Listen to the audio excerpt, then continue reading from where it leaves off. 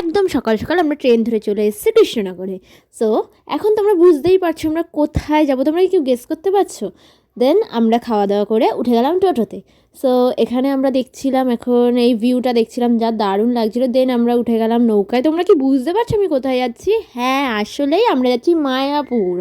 So এই যে মায়াপুর স্কনের এখানে ঢুকে গেছি, চলে এসেছি। আমরা এখানে হাঁটছিলাম, হাঁটতে হাঁটতে এই ভিউগুলো দেখছিলাম।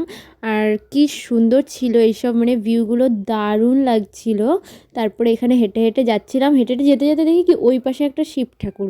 সো মানে শিব ঠাকুরটা এত সুন্দর লাগছিলো, দেখো স্কনটা কি দারুণ লাগছে।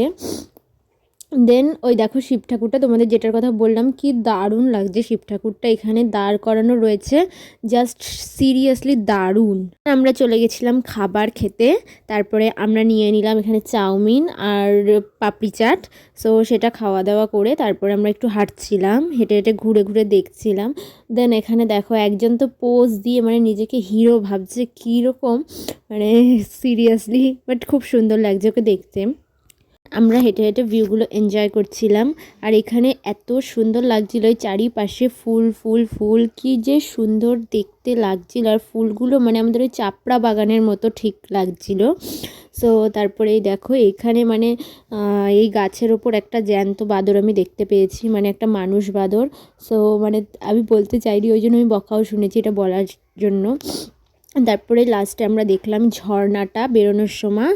তারপরে বেরিয়ে একটু মানে সামনেই ছিল এই ফুলের বাগানটা, তারপরে এই ফুলের বাগানে একটু দাঁড়িয়ে ফটো তুলে তারপর গেলাম আমরা বেরিয়ে।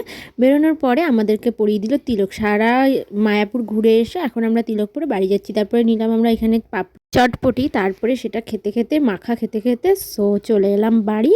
So by.